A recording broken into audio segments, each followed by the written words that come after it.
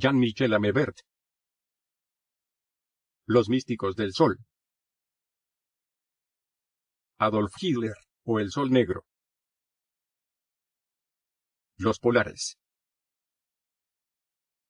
Estamos en París en 1929, en el número 36 de la avenida Junot. Subamos la escalera de este hermoso edificio y parémonos en el rellano del primer piso.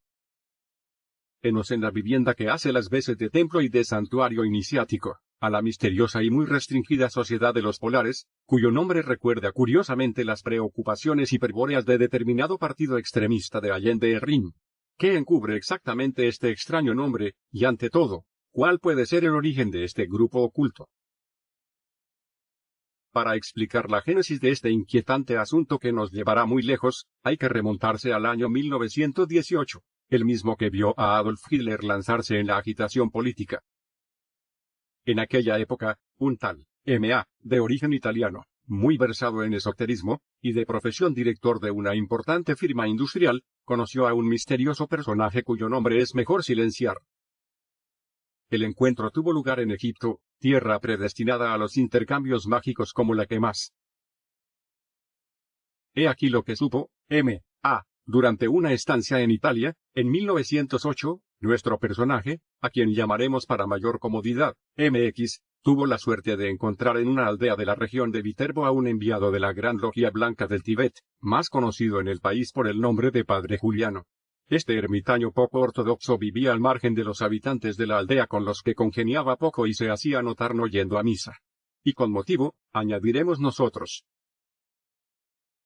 El hombre, por su origen, disponía de grandes poderes. Se presentó como un enviado de la fraternidad de Heliópolis, esa cofradía de sabios compuesta de auténticos Rosa Cruz, es decir, de hombres que han alcanzado el grado supremo en la jerarquía espiritual. Este maestro tuvo tanta confianza en su interlocutor que llegó hasta a confiarle un método secreto de comunicación con los maestros de sabiduría del Tíbet agrupados en la logia de Lagarta, la ciudad mística situada en el corazón del Himalaya, al abrigo de cualesquiera investigaciones de los profanos, y que guía a los grandes de este mundo en su abrumadora tarea cerca de los pueblos de la tierra. MX confesó haber experimentado este método con éxito. Se trataba de una forma de comunicación telepática transmitida a través de la escritura, un verdadero código criptográfico análogo al que utilizan los servicios secretos. Los mensajes así transmitidos debían, para ser inteligibles, ser traducidos mediante una clave cifrada descubierta por el padre Juliano. El nombre de este procedimiento iluminará, sin duda, al lector apasionado por las ciencias ocultas, puesto que se titulaba Oráculo de Fuerza Astral. La primera prueba de comunicación descubrió que el maestro Rosa Cruz había regresado a su convento del Himalaya. Acosado a preguntas, el oráculo se dignó revelar que el centro esotérico rosacruciano del Himalaya juzgaba oportuno ver constituirse el advenimiento del espíritu bajo el signo de la rosa y de la cruz. A tal fin debía ser reconstituida la vieja fraternidad de los polares. ¿De qué se trataba en verdad? Si hemos de creer al escritor esotérico Marqués Rivière, esta cruz, cubierta o no con una rosa, se parecería más bien a la cruz gamada. Veámoslo. El Señor Omnipotente, según nos enseña la tradición, reinaba, en tiempos, en Occidente, sobre una montaña rodeada de grandes bosques, en el país que hoy habitan los extranjeros. Por sus hijos espirituales. Él reinaba entonces sobre las 4 direcciones del mundo. En aquel tiempo, existía la flor sobre la esvástica, es decir, la rosa sobre la cruz. Pero los ciclos negros han expulsado al Señor del Oeste, y Él ha venido a Oriente, en nuestro pueblo. Él ha borrado la flor, y solo queda la esvástica, símbolo del poder central, de la joya del cielo.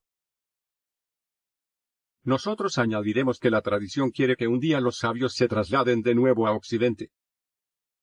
A este fin, la vía debe estar preparada.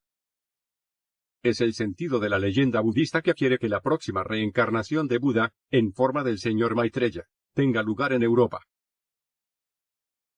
Es igualmente en 1918, cuando Hitler, atendido en el hospital militar de Pasewalk, a resultas de sus heridas de guerra, tuvo la visión de una cruz gamada en la pared de su habitación. Lo confiesa él mismo en Mein Kampf. Quizá no se trate más que de una coincidencia. El caso es que MX y MA quedaron entusiasmados por la revelación del oráculo.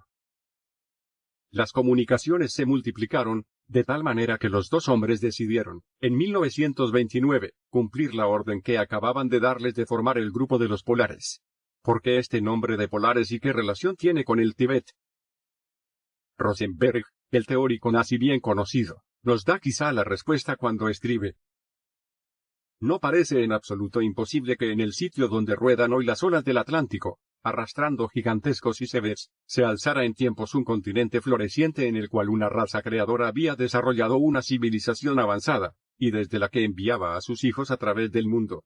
Pero aun cuando quedase demostrado que esta hipótesis de la Atlántida no es aceptable, habría que admitir la existencia de un centro nórdico de civilización prehistórica.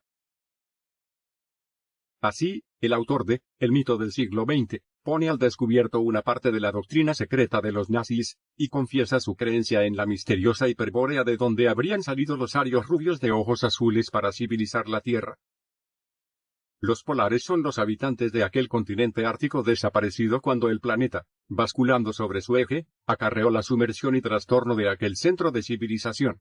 Así dice, en efecto, un autor como Evola, al cual algunos no han dudado en calificar de mago de Mussolini, y que se presenta como un fiel de la gran tradición y un discípulo de René Guénon, el mismo de quien Bergier y Pauwels, en El retorno de los brujos, no han dudado en decir que era el modelo de los ocultistas nazis. El nacionalsocialismo es el guénonismo más las Panzerdivisionen. La localización del centro o sede oficial de la civilización olímpica del Centro de Oro, en una región boreal, o nórdico-boreal, convertida en inhabitable, corresponde a una enseñanza tradicional fundamental, que hemos expuesto en otra parte, con datos justificativos al efecto. Una tradición hiperbórea, en su forma original olímpica o en sus resurgimientos de tipo heroico, está en la base de acciones civilizadoras llevadas a cabo por razas que, durante el período que se extiende entre el fin de la era glacial y el neolítico, se propagaron en el continente euroasiático. No cabe explicitar mejor el pensamiento de Rosenberg, cosa normal, en definitiva, para el prologuista italiano de los protocolos de los sabios de Sion. Y nuestro autor prosigue. El centro hiperbóreo recibió, entre otras denominaciones que se aplicaron luego, por vía de consecuencia, al centro atlántico, la de Thule, de Isla Blanca o del Esplendor, Elsbethadvipa hindú, la isla griega de Leuque, de germen original de la raza aria, Air-Yanembaejo, de Tierra de Sol, o Tierra de Apolo, de Avalón. En todas las tradiciones indoeuropeas, recuerdos concordantes hablan de esta tierra, vuelta mítica posteriormente, en relación con una congelación y un diluvio. El oráculo de fuerza astral afirmaba por su parte: los polares son los continuadores de la tradición boreal. A través de los siglos se han dividido en tres ramas que han tomado tres nombres diferentes. Durante un tiempo determinado, el viejo tronco ha seguido viviendo, desdeñando todo poder, toda evolución. Los últimos polares Rosacruz fueron obligados a retirarse a Asia. Ahora, los polares se reforman y vuelven a la escena del mundo. Ahora bien, ¿qué pasa en Alemania en 1929? Hitler, el favorito del grupo Thule, el discípulo de Orbiger y de sus teorías del hielo, está consiguiendo un inmenso éxito entre las masas y, pronto, el 14 de septiembre de 1930, 107 diputados nazis ingresan en el Reichstag. La cruz gamada extiende su sombra sobre Alemania, centro de Europa y polo místico de incontables sociedades secretas. Pero para los polares es cuestión de darse prisa, pues los tiempos se avecinan, dicen también los sabios, en que las vergas de fuego azotarán de nuevo ciertos países de la tierra, y entonces habrá que reconstruir lo que la sed de oro y el egoísmo del hombre hayan contribuido a destruir. Pensamos inmediatamente en la Segunda Guerra Mundial y en su secuela de catástrofes, y esta predicción no es la menos inquietante. Los sabios que dictan estos consejos son, al decir de ellos mismos, en número de 3. Se titulan las tres pequeñas luces, en comparación con las grandes luces que son las Bodhisattva y que participan de la iluminación suprema del Sol Negro. Al frente de estas tres luces estaría situado un caballero sabio, un occidental. Fijémonos bien en esta palabra, que se llama a sí mismo aquel que espera. El poder temporal, sin duda estimaríamos nosotros, a fin de juntar en sus manos la espada de la acción y la espada del espíritu. Hitler, en cualquier caso, no obrará de otro modo, proclamándose el caballero de la nueva Alemania destinado a instaurar un reino de 1000 años. Es sin embargo, en París, donde se urde la intriga. Altas personalidades bien conocidas de los medios esotéricos muerden el anzuelo y se entusiasman por los polares y su oráculo de fuerza astral. Entre estos ocultistas distinguidos, hallamos los nombres de René Guénon, adalid de la gran tradición hiperbórea, Jean Marqués Rivière, que hemos mencionado más arriba, y Fernand Vigois, en aquel entonces director de un gran cotidiano parisiense. Si añadimos a este triunvirato el nombre de Maurice Magre, escritor inspirado y cantor de la epopeya cátara, tendremos un panorama completo de los personajes más o menos comprometidos con el grupo que nos interesa. Las cosas no habían de quedar en esto, puesto que M.A. decidió revelar en un libro una parte del mensaje de los polares. Con este fin, adoptó el seudónimo de Sambotiva, y publicó, con el título significativo de Asia Misteriosa, el contenido de sus meditaciones. Fernand Vigois, Jean Marqués Rivière y Maurice Magre, aportaron cada uno de ellos elogiosos prólogos. Es interesante citar algunos extractos de ellos, de Maurice Magre. La existencia de esta cofradía que se ha llamado sucesivamente la Agartha y la Gran Logia Blanca, es conocida desde hace mucho tiempo sin que haya sido, no obstante, probada por esas pruebas materiales de las que tan ávido es el espíritu occidental. Es para llegar a ella que Apolonio de Tiana, ese iniciado del sol, va a la India, a esas montañas donde los árboles tienen manzanas de color azul, como el cáliz del jacinto. Es de ella que recibe la misión para la cual recorre las riberas del Mediterráneo y que le hace decir, siempre me acuerdo de mis maestros y viajo por el mundo enseñando lo que he aprendido de ellos. Christian Rosenkreutz, de quien no se sabe casi nada, como no sea que fue a buscar en Oriente el mensaje de la verdad, parece no haberse puesto en marcha de su monasterio de Alemania más que para comunicar con los maestros cuya existencia conocía por una antigua tradición y cuyos enviados se encontró en Damasco. Y Jean Marqués Rivière declara por su parte a propósito de los maestros en Oriente y de su posible retorno. Se ha dicho por una tradición constante que los representantes de estos centros occidentales cuyo aspecto exterior ha sido descrito a menudo con el nombre Rosacruz, huyeron a Oriente en aquella época, siglo XVII. Y se ha dicho igualmente que se establecieron en Asia Central abandonando por algún tiempo a Europa en su miseria. Y el escritor se pregunta si el tiempo ha caducado. Asia Misteriosa aparece en 1929. En la misma fecha se instala en Berlín un monje tibetano apodado el Hombre de los Guantes Verdes, por alusión a la enigmática Sociedad de los Verdes a la cual él había pertenecido. Este lama, que vio varias veces a Hitler, anunció con una precisión pasmosa el número de diputados nazis que serían elegidos para el Reichstag. El Hombre de los Guantes Verdes, según se murmuraba entre los iniciados hitlerianos, era un enviado de la Agartha. La red que había de cubrir a Europa comienza a tejerse a partir de entonces. Pero volvamos por un instante a nuestra Biblia de los polares. Haremos en ella otros interesantes descubrimientos como, por ejemplo, la filiación solar del famoso oráculo de fuerza astral idéntica al simbolismo mágico de Hitler, continuador de la religión del sol en Occidente, y no pensamos solamente en el signo solar que fue la cruz gamada. Pero dejemos la palabra M.A. El leitmotiv simbólico de las comunicaciones se funda en la luz, en el sol. A esta observación capital, el autor añade una nota no menos importante que nos conduce, el lector sabrá disculparnos, a las pretensiones caterizantes y guiálicas del nacionalsocialismo. Leamos antes. A este respecto, hay que destacar el papel solar atribuido a la aritmética, la razón iluminada por los cátaros. El sistema científico de estos iniciados estaba fundado en la doctrina de las correspondencias, y justamente, la aritmética correspondía al sol. Asia Misteriosa, página 58. Pero las cosas van a precisarse con más nitidez. Estamos en 1929. Hitler subirá al poder en 1933, y a propósito del famoso enviado de la Agartha, llamado aquel que espera, leemos. Hace aproximadamente 4 años, o sea en 1925, notábamos, por primera vez, en una comunicación de trazas proféticas, una alusión bastante precisa al instructor esperado por algunos medios esotéricos.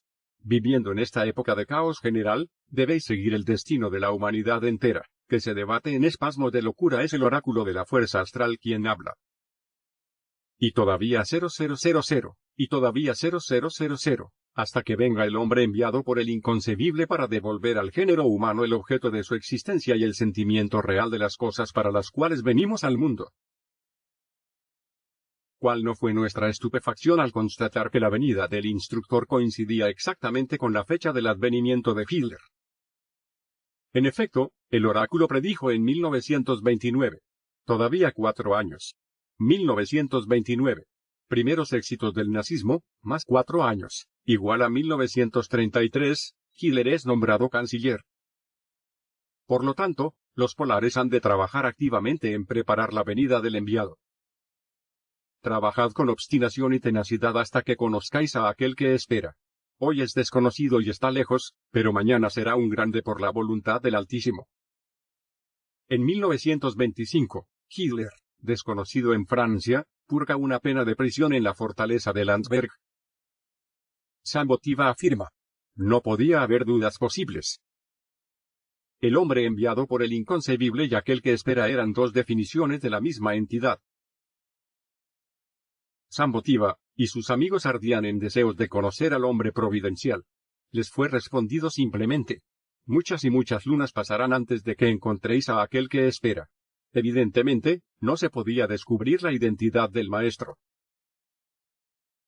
Las 3 pequeñas luces del Tíbet se dignaron precisar, sin embargo, que aquel que espera no sería el futuro Manu de la humanidad.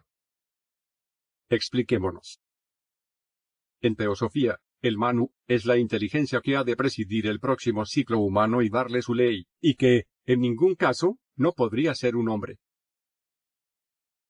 No se trataría, pues, sino de una pequeña luz, término que se aplica exactamente al iniciado Adolf Hitler, guía de la raza aria para el presente ciclo. La semejanza es confirmada por el desarrollo simbólico en torno del instructor. Tiene por cifra 12 y 13, pues los números 12 y 13 inscritos en los 2 triángulos, significan las 12 puertas de la iniciación y la resurrección iniciática. Ahora bien, Hitler es Führer en 1933, y se suicida en 1945. Muerte iniciática. Su cuerpo es purificado por el fuego. El intervalo es de 12 años. 13 es la cifra de la resurrección, lo cual significaría que Hitler habría de reencarnarse pronto en otro personaje. El fénix que renace de sus cenizas. He aquí, además, los atributos terrestres de aquel que espera, siempre según Asia misteriosa: poder, palabra, religión, mando, sabiduría, justicia, objetivo. Si nos entregamos a una pequeña exégesis, comprobaremos que Hitler responde a las 4 primeras cualidades. Obtuvo el poder haciéndose el amo de Alemania. Su elocuencia magnética corresponde al don de palabra.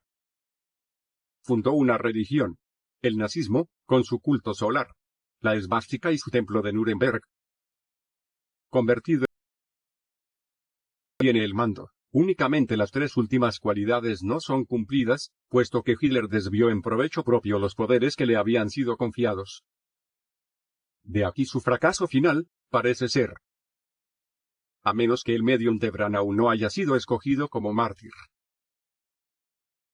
Terminaremos este breve examen del libro escrito por Sambotiva citando un postrer pasaje que confirma todo cuanto hemos escrito hasta aquí. El nombre simbólico del hombre providencial esperado por los polares es Aperta, que significa Apolo en ocultismo. Henos aquí de vuelta al sol negro de Hitler. Oigamos antes.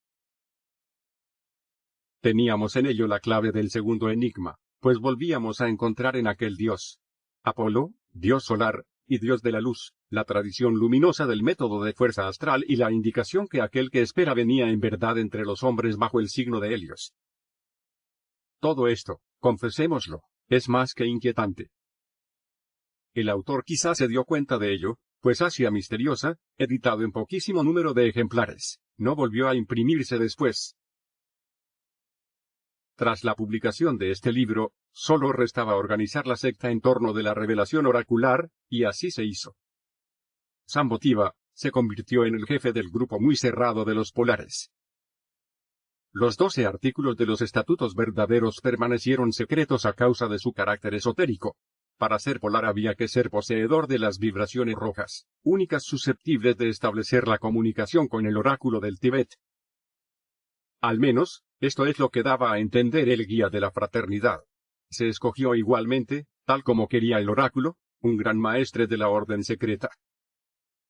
Le sucedió un obispo de la iglesia cátara y gnóstica, y por último un príncipe camboyano muy versado en magia.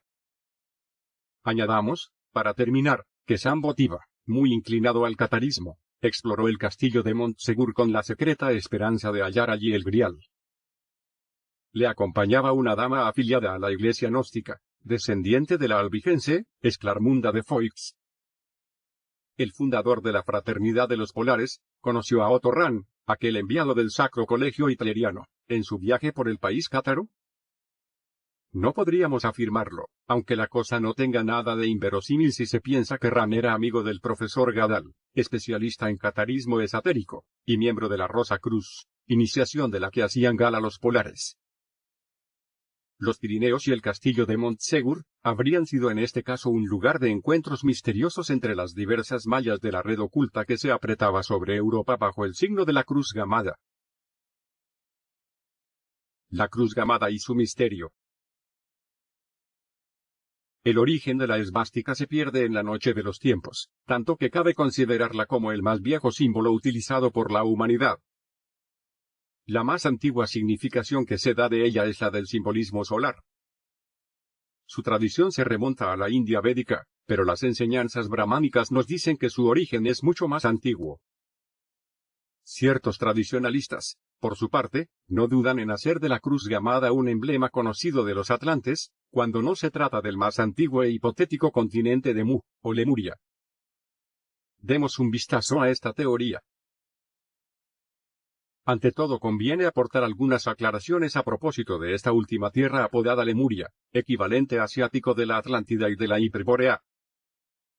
La existencia de este continente, que se habría extendido allí donde hoy solo hay el Océano Pacífico, entre las Filipinas y el archipiélago de las Marquesas, es atestiguada por los ocultistas, entre los cuales Madame Blavatsky, autora de la Doctrina Secreta, esa monumental obra que pretende referir la historia de la humanidad desde sus más remotos orígenes. Pero es el coronel Churchward quien, en un libro más audaz que cualquier novela, hace una descripción minuciosa de aquella terra incógnita. El autor asegura haber heredado de un sacerdote de la India unas tablillas grabadas que relataban la historia del continente de Mu. Churchward hace remontar así el imperio de Mu a más de 200.000 años y data su apogeo en 75.000 años aproximadamente antes de nuestra era.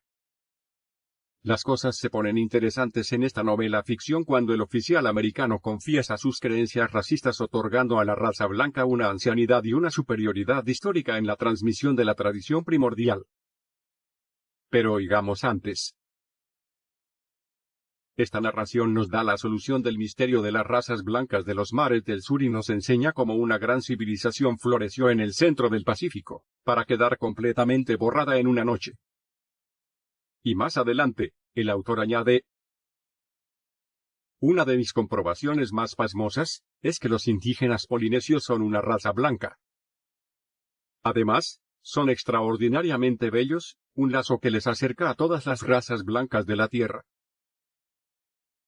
Como he demostrado, los documentos nos indican que el hombre hizo indiscutiblemente su primera aparición en el continente de Mu y las islas polinesias son los restos destrozados de aquella tierra desventurada. Existen documentos que prueban que México y la América Central fueron colonizados por pueblos procedentes de Mu.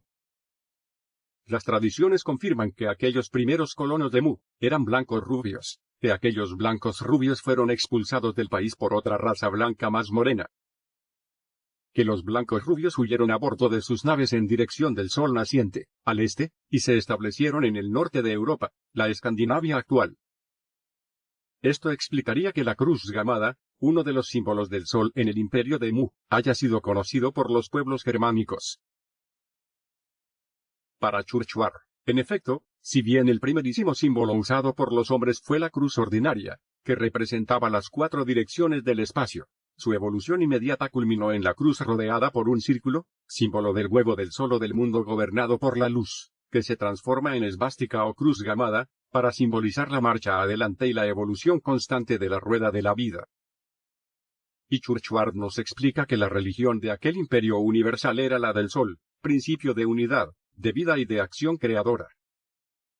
Es un símbolo de las 4 fuerzas sagradas, que, con innumerables nombres y aspectos diferentes, han desempeñado un papel importante en la concepción humana del Creador y de la creación, desde el alborear de los tiempos hasta el día de hoy.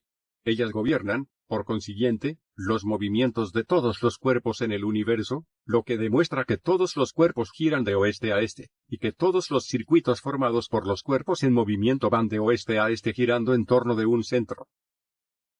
El símbolo demuestra que este centro es la fuerza primaria, es decir, el gran infinito, o el todopoderoso.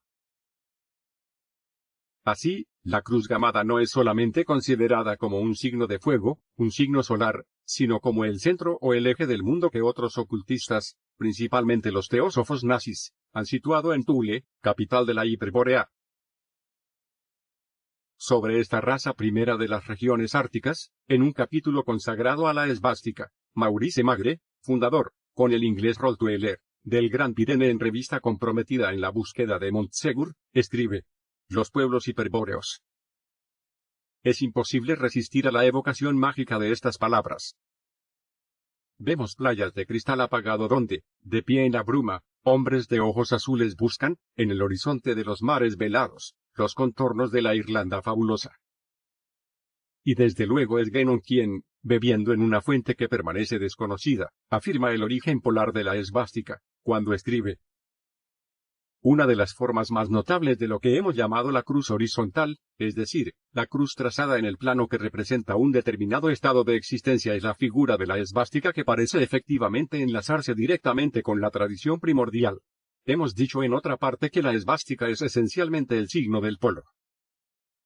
Si la comparamos con la figura de la cruz inscrita en la circunferencia, podemos darnos cuenta fácilmente de que, en el fondo, son 2 símbolos equivalentes en ciertos aspectos. Si la cruz gamada es en verdad el signo de la raza hiperbórea, que no sería otra que las de los altos arios rubios de ojos azules, se comprende que Hitler, procedente del grupo Thule, hubiera hecho de ella el emblema de su partido. En cuanto a la orientación dextrógira de este signo en la bandera nazi, se ha hablado mucho de ello sin dar, no obstante, una respuesta verdaderamente satisfactoria. Así se ha dicho que la dirección de rotación de la esvástica de oeste a este era una inversión de su orientación normal y que correspondía a las fuerzas negras que apoyaban a Hitler en lucha contra el bien. En realidad, la cruz gamada suele representarse indiferentemente dextrógira o levógira, en la India y en el Tíbet, sin que los ocultistas vean en ello un símbolo negro o blanco. Lo que puede hacerse observar es que la svástica, levógira, simboliza la marcha del tiempo. Quien invierte el signo pretende, pues, parar el tiempo. Ello corresponde perfectamente a la ética de Hitler, hombre contra el tiempo, que se imaginaba trabar durante un milenio la degeneración anunciada para la última edad de nuestro ciclo, apodado por los hindúes Kali Yuga, o Edad de Hierro. En esta perspectiva, el coletazo racista, reanudando la tradición primordial, había de preparar los tiempos futuros y forjar una selección de superhombres que deberían resistir a la catástrofe final. Las cosas no anduvieron del todo como Hitler creía, puesto que él mismo fue triturado por su obra que ya no controlaba. Pero volviendo a la cruz gamada, puede señalarse su extraordinaria difusión en la antigüedad, tanto en Occidente como en Oriente, aunque hoy solo siga siendo un signo sagrado en la única parte del mundo donde aparece el sol. En lo que concierne a los países de Europa, la utilización de la esvástica es atestiguada por los druidas, poseedores de un profundo saber iniciático. Aquellos hombres sabios colocaron el emblema en los altares y los santuarios galos. Se encuentran numerosos rastros de ello en la región pirenaica y el signo aparece entre los vascos en forma de cruz con comas, en las armas de la ciudad de Bayona. Si nos atenemos a un estudio histórico, su más antigua aparición conocida pertenece a la India brahmánica. la esvástica sería el instrumento original que utilizaban los brahmanes de la India para la producción del fuego sagrado. Acordémonos de Zoroastro. Para otros, y ello no es incompatible, se añadiría un símbolo de alegría, de vida y, en definitiva, de energía. Burnouf, el sabio indianista, piensa que la cruz gamada representa los fenómenos cósmicos del fuego celeste, el relámpago y el rayo. Estamos muy cerca en esta interpretación de la exégesis nazi que hace de la esvástica, el sol negro, o principio oculto de la energía, situado en un mundo etérico e hipercósmico, más allá del mundo visible, en la línea de la filosofía teyámblico y de la gnosis. Expliquémonos. La cruz gamada, símbolo del sol visible, figura el lado exotérico de la doctrina, en tanto que su significación esotérica es la del sol invisible. Es en este sentido que la gamma está representada en el Tíbet, y se repite, esculpida en todos los templos, como un leitmotiv obsesionante. Todos los viajeros que han visitado el techo del mundo lo han destacado. Uno de ellos escribe: invariablemente, se encuentran 4 cosas en los aledaños de las casas. Y después de haber enumerado las pértigas de rezos y otros objetos que tienen menos interés, el narrador prosigue. Por último, en cuarto lugar, está la esvástica, signo cabalístico, rematada con el símbolo toscamente dibujado de la luna y del sol. Este signo se verá en todas las puertas de entrada en el Tíbet. El pueblo ve en ella principalmente un amuleto, un signo profiláctico, lejano recuerdo de alguna cosa mucho más importante, y que se vincula al carácter sagrado de la esvástica en los templos búdicos. De la hipérbórea, el signo solar, siempre según una determinada tradición de ocultistas, se habría transmitido a la Atlántida, cuya existencia parece admitida en más vastos círculos de pensamiento. Para un escritor como Scott Elliot, autor de una historia de la Atlántida, este continente sería una estribación de la Lemuria desaparecida. Poblada por razas diferentes, los toltecas rojos, los acadios blancos, los semitas y los turanios amarillos, la Atlántida habría sido así el teatro de conflictos espantosos que vieron el triunfo final de la raza blanca y de la raza roja, ambas adoradoras del sol, como parecen atestiguarlo la religión de los incas y de Japón, así como la de la India. Scott Elliot escribe: en aquellos tiempos primitivos estaba prohibido representar cualquier imagen de la divinidad. El disco del sol era considerado como el único emblema digno de representar la cabeza divina y había uno de ellos en cada templo. Este disco de oro estaba dispuesto generalmente de manera que el primer rayo del sol diese en él al equinoccio de primavera y al solsticio de verano. Pero, como concluye este escritor que pretendía haber visto todos aquellos acontecimientos por un don de clarividencia sobrenatural. Si le seguimos en este terreno, la civilización de los toltecas fue sumergida finalmente por un maremoto gigantesco con su capital de puertas de oro, y los acadios blancos permanecieron los únicos depositarios del saber. De ellos había de nacer la raza aria. En cuanto a los semitas, Scott Elliot les ajusta las cuentas afirmando que pusieron al descubierto el misterio de Dios. La Trinidad personificada fue descubierta, y esta idea fue más tarde materializada y degradada por los semitas. La lección que este clarividente saca de los acontecimientos no sería renegada por Hitler. Únicamente los arios que no han practicado la magia negra se convierten en la raza elegida por los maestros de sabiduría. Una luz más intensa que la que iluminaba la senda de nuestros antepasados atlantes resplandece en el presente sobre la raza aria.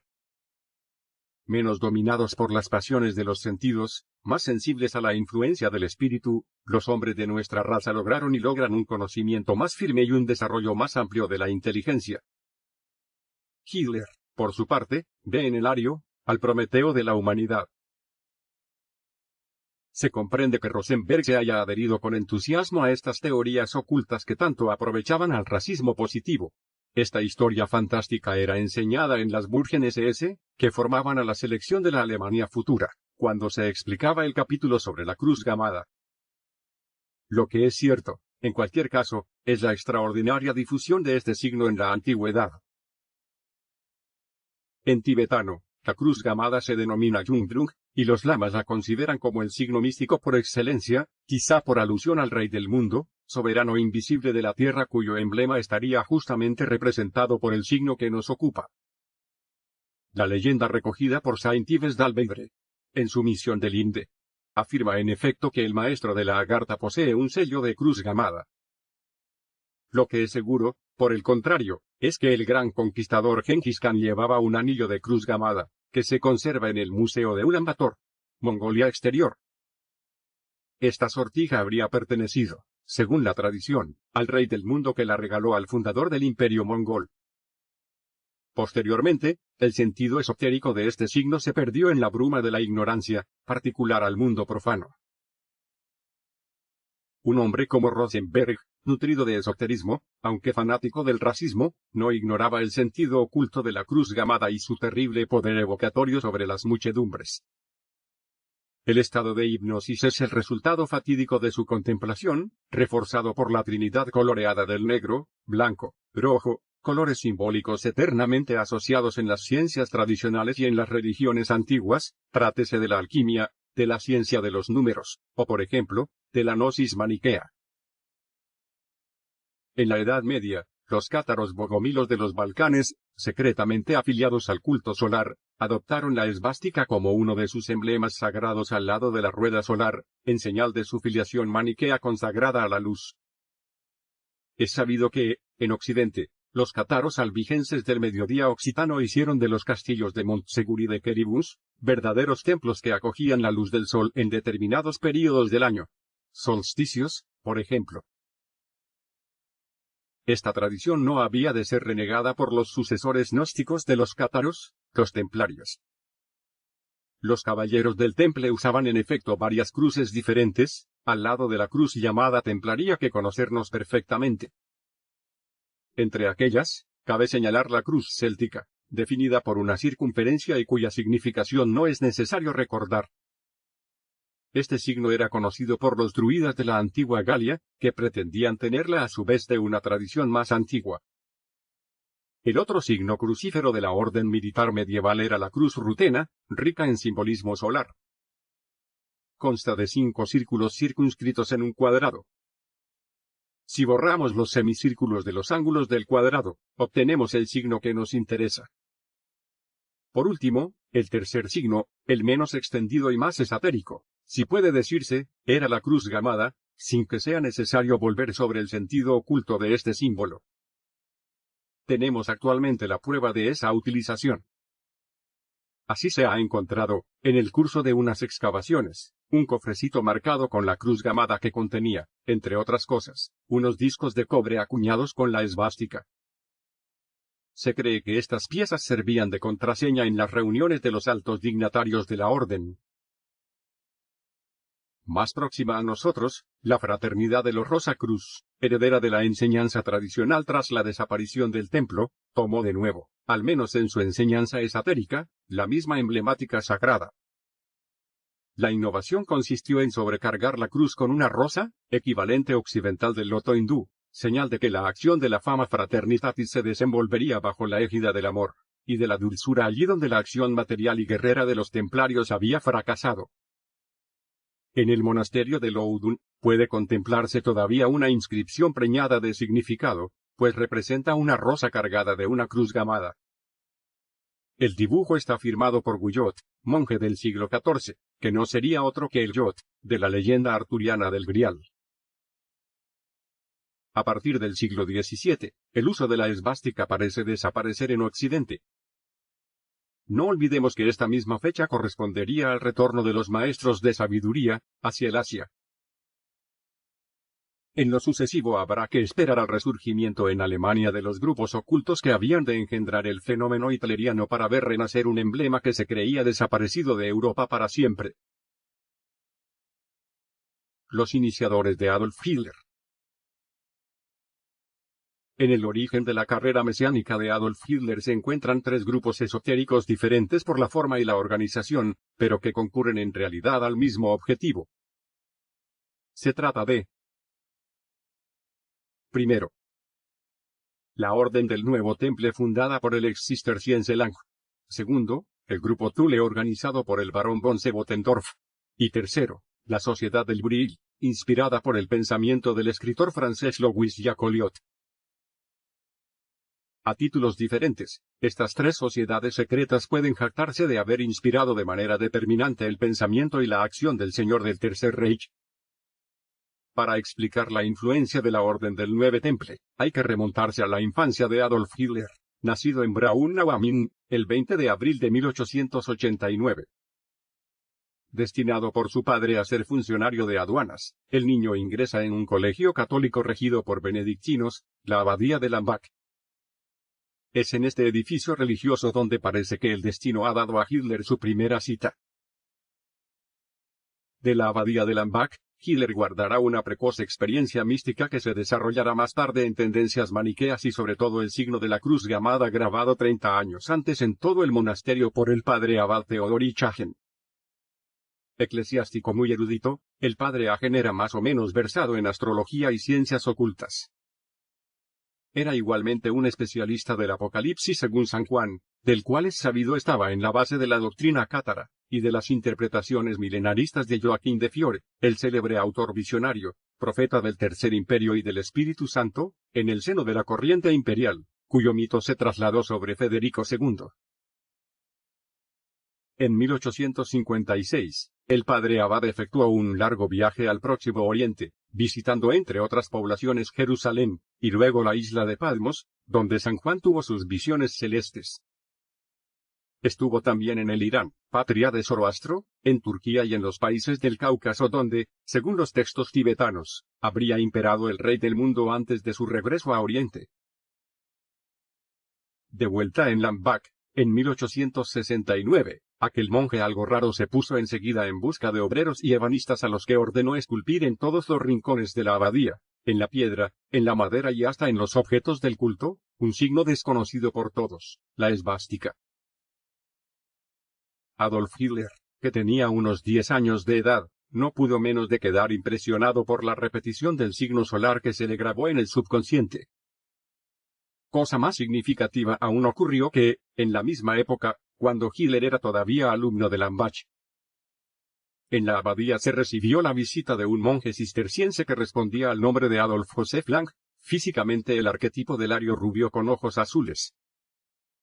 El hombre, atraído por la austeridad de la vida monástica, estuvo varias semanas encerrado en la biblioteca del monasterio, entregado a misteriosas investigaciones. ¿Descubrió en ella lo que buscaba? Parece ser que sí. Sabemos, en efecto, que la orden cisterciense, a la cual pertenecía Lang, fue reformada en la Edad Media por San Bernardo, el mismo que se entusiasmó por los templarios hasta el punto de redactar la regla de la orden y hacerla aceptar por el Papa. El caso es que, colgando los hábitos, Adolf Lang se fue poco tiempo después a Viena, donde fundó el año siguiente, 1900, la Orden del Nuevo Temple, inspirada, como indica su nombre, en los célebres monjes soldados medievales. Se proclamó su nuevo gran maestre confesando haber recibido la iniciación de un sucesor de Jacques de Molay. De creer a Wilfried Daim, Hitler fue un lector asiduo de Ostara, el periódico publicado desde 1905 por un tal Georg Lanz von Liebenfels, alias Adolf Joseph Lang, que, hecho singular, había adoptado la cruz gamada por emblema. Para Lanz, las razas inferiores de cabello oscuro eran los simios de Sodoma representados, por la Biblia, los demonios salidos de Gog y Magog, opuestos a los arios rubios de ojos azules, obra maestra de los dioses dotados de poderes supranormales en forma de estaciones de fuerza y de órganos eléctricos que les aseguraban una supremacía absoluta sobre todas las demás criaturas. Lanz pretendía despertar a los dioses que dormitaban en el hombre, a fin de restituirle la potencia divina que le devolvería el poder original. Aparte de su teoría nebulosa, lo que permanece más inquietante entre los escritos del ex cisterciense, son sus predicciones, cuyo contenido se aplica perfectamente al destino de Adolf Hitler. En una curiosa coincidencia, Lanz hace remontar el origen de la raza blanca a Thule y a los hiperbóreos, y ve una justificación de sus teorías en el pasaje bíblico. Libro de Enoch, que evoca seres translúcidos de cabellos blancos surgidos de una raza de gigantes. Más atrás en el tiempo, el primer filósofo racista que conocemos, el francés Fabre d'Olivet, da también a la raza primordial un origen boreal, y casi divino. Pero volvamos a los textos proféticos de Ostara, publicados en un número que hará época, el de la primavera de 1912. En este artículo, Lance recuerda que Odín, el más grande de los dioses de la mitología germánica, asimilable a Zeus o Júpiter, reinaba, según las sagas escandinavas, sobre el pueblo de los Ases, Oses, u Osetas, cuya ciudad sagrada, la capital santa, es Asgard, una tierra situada, según Lance, en el punto donde las corrientes del Volga y del Don se acercan más, lo cual corresponde exactamente a la posición de Stalingrado, base de una lucha titánica entre rusos y alemanas en el curso de la Segunda Guerra Mundial. De este reino de los Ases, el fundador de Ostara no es el único en hablar, y curiosamente, Renan acude en su socorro. Por esto encontramos, escritas por el escritor celta estas palabras enigmáticas: una amplia aplicación de los descubrimientos de la fisiología y del principio de la selección podría conducir a la creación de una raza superior, que tendría su derecho de gobernar, no solamente en la ciencia, sino en la superioridad misma de su sangre, de su cerebro y de sus nervios. Y el escritor continúa: una fábrica de Ases, un Asgard, podrá ser reconstituida en el centro de Asia. Nos parece soñar. Expulsados de sus tierras de elección por invasiones, los Ases, guiados por Odín, de creer al ex monje, habrían refluido de la región que ocupaban en torno del Cáucaso hasta el mar Báltico. El emblema real de Odín, como el lector habrá adivinado, no habría sido otro que la cruz llamada y Lance indicaba. Varias leyendas explican que un día los Ases, conducidos por las valquirias y el gran caballero blanco, convertido en señor supremo, irán a reconquistar la ciudad santa de Asgard, la tierra prometida de los antepasados, la Osetia en el Cáucaso, y la montaña mágica, el Elbrus, sobre el cual, según las leyendas, encalló el arca de Noé después del diluvio. Y Lance se pone a profetizar: la vida verdadera del Señor Supremo transcurrirá durante un período de 6 veces 12 años a fin de que pueda cumplir su misión bajo el signo de la rueda solar que cambiará la faz del universo. Y vamos a ver cómo los escritos de este mago se inscriben en la línea de los místicos del Sol, cuando afirma que el futuro Señor, que no deja de recordar al hombre enviado por el inconcebible de los polares, tendrá la revelación del signo cruz negra girante como el Sol negro. Aquí comienza un simbolismo de las cifras que presentan más de una coincidencia con las predicciones del padre Guyon evocadas en el capítulo sobre Napoleón. En efecto, el enviado supremo permanecerá oscuro a los ojos de todos durante 2 veces 12 años.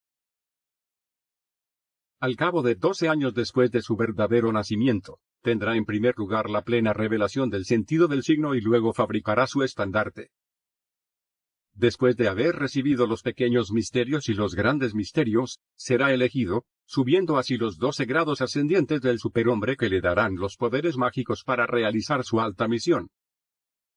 No obstante, deberá sufrir todavía la prueba del hierro y del fuego, hasta en su carne, antes de comenzar a reunir a sus discípulos y aparecer a plena luz, al final de su segunda edad verdadera. Su tercera edad verdadera le verá caminar hacia el triunfo. 4 etapas de 3 años le serán necesarias para que sea reconocido por todos los de su pueblo. Dará un mensaje universal que no será comprendido por todos, pues en el curso de la segunda etapa conducirá a sus discípulos con este mensaje. En el curso de la tercera etapa, reunirá a la multitud creciente de sus discípulos en la nueva ciudad santa donde irradiará la cruz giratoria.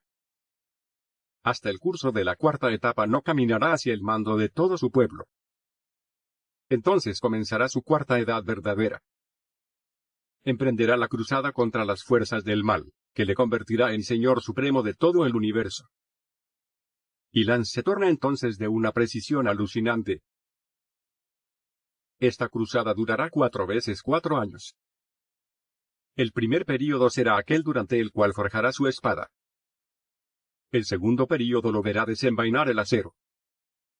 El tercer período será aquel en que azotará como el rayo para arrancar la humanidad a la corrupción judía y a la dominación materialista para conducir la cruzada hasta la reconquista de Asgard, la tierra santa de los Ases, y plantar su estandarte en la cumbre del monte del Arca. Y el fundador de Ostara concluye así: poseyendo toda la verdadera potencia de Odín, hará conocer a sus enemigos el fuego del cielo que estará a su servicio y azotará a la tierra con más violencia que 1000 relámpagos. Será el Señor Supremo del mundo e instaurará en todas partes las leyes de su orden por 1000 años. No obstante, cuando la era del Espíritu esté instaurada durante 4 veces 3 años y su Hijo haya alcanzado la plenitud de su edad verdadera, 2 veces 12 años, el Señor Supremo se dispondrá al gran viaje. El Hijo habrá construido el águila de oro que, al término exacto de la sexta edad verdadera del Señor Supremo, conducirá a éste hasta las puertas de la ciudad celeste marcada con las 12 cruces negras giratorias que irradian en la noche de los tiempos. En medio de muchas oscuridades, la simbólica cifrada y alegórica de Lance nos puede sumir en un abismo de reflexiones a condición de ser correctamente interpretada. Pero sigamos la profecía paso a paso. Se desarrolla a tono con la vida de Hitler. Si consideramos que la cifra 8, según la tradición, es la de la iniciación, de la resurrección, el nuevo nacimiento del Señor, es decir, de Hitler, nacido en realidad el 20 de abril de 1889. Sería 1889-8, 1897, fecha que corresponde al ingreso del niño como alumno en la abadía de Lambacan-Traun, donde tuvo por primera vez la revelación de la cruz gamada. La cifra siguiente, 12, es la de la realización o de la plenitud, es la de los misterios de la antigüedad, de lo sagrado los 12 apóstoles, los 12 signos del zodíaco, los 12 trabajos de Hércules. Es también el múltiplo de 3, y la Trinidad es el misterio supremo tanto en Oriente, la tríada sagrada china, la Trinidad cristiana, los 3 soles de Iamblico, como en Occidente, las tríadas druídicas. Es igualmente el múltiplo de 4, la cifra cuadrada que simboliza las diferentes regiones del espacio norte, sur, este y oeste, los diferentes brazos de la cruz, permanente en la naturaleza terrestre, las 4 estaciones, y hasta infernal, subterránea, los 4 jinetes del Apocalipsis. 4 es además el atributo de los elementos agua, aire, tierra y fuego, que son las fuerzas del cosmos. De creer al historiador André Brissaud, fue en 1909, 1897 más 12, cuando Hitler descubrió Oscara y compuso un proyecto de tapa para un libro que quería escribir, La Revolución Germánica, sobre la cual figuraba un estandarte de cruz gamada y radiante inscrita en un círculo, en Miroir del Historire. Hitler tuvo, de esta manera, la plena revelación del signo evocada por Lance.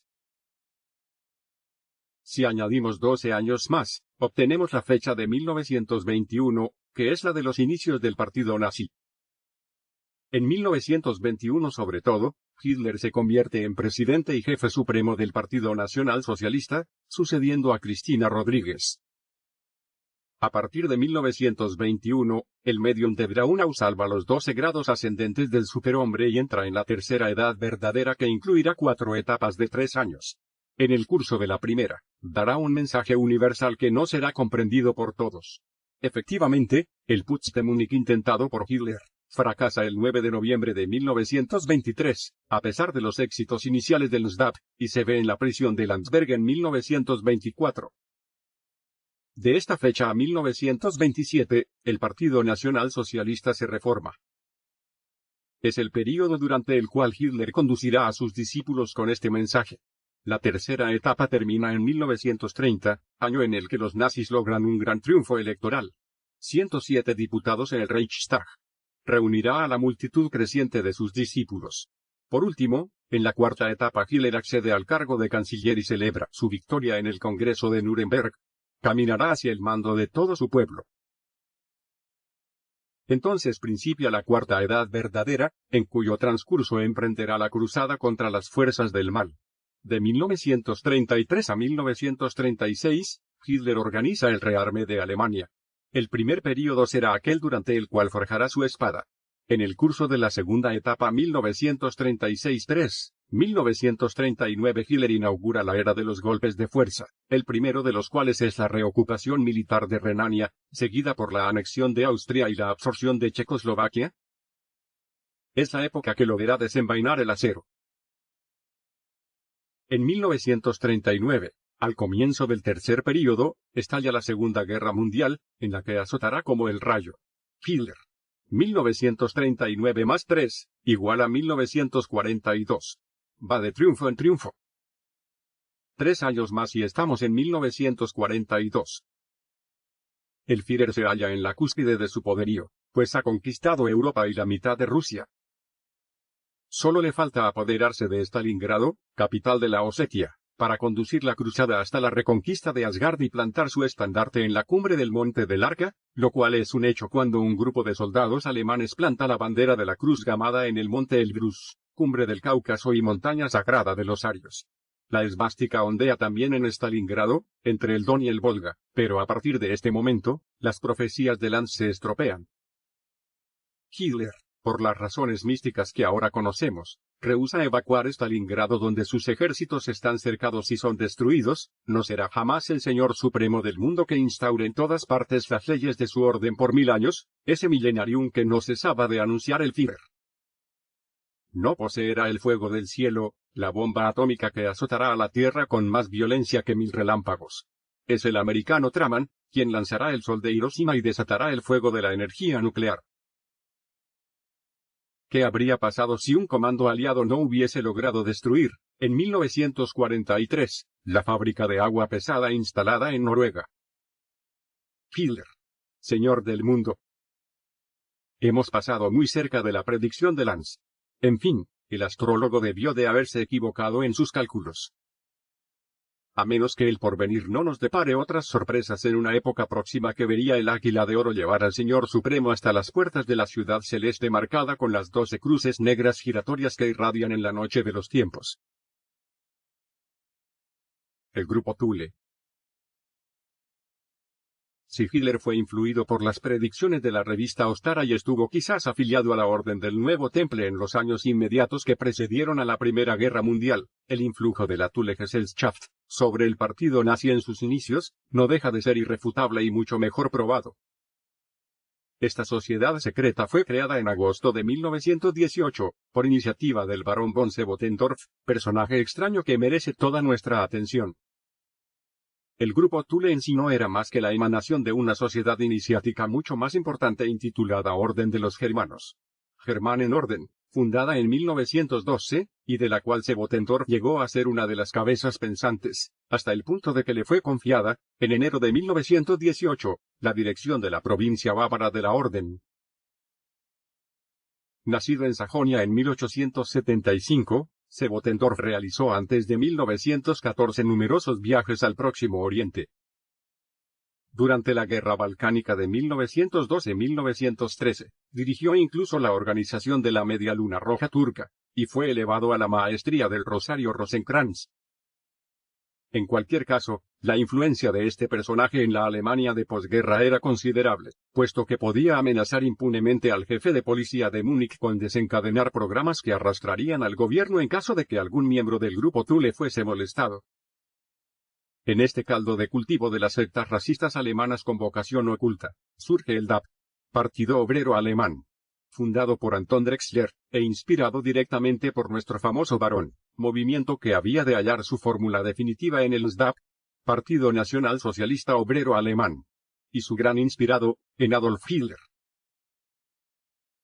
La Thule Gesellschaft cobijaba bajo su sombra toda una red de grupos similares inspirados por la misma doctrina racista y antisemita con base de ocultismo tales como la Unión del Martillo, que contó un momento entre sus miembros influyentes con el economista Gottfried Feder, uno de los futuros cuadros del partido nazi.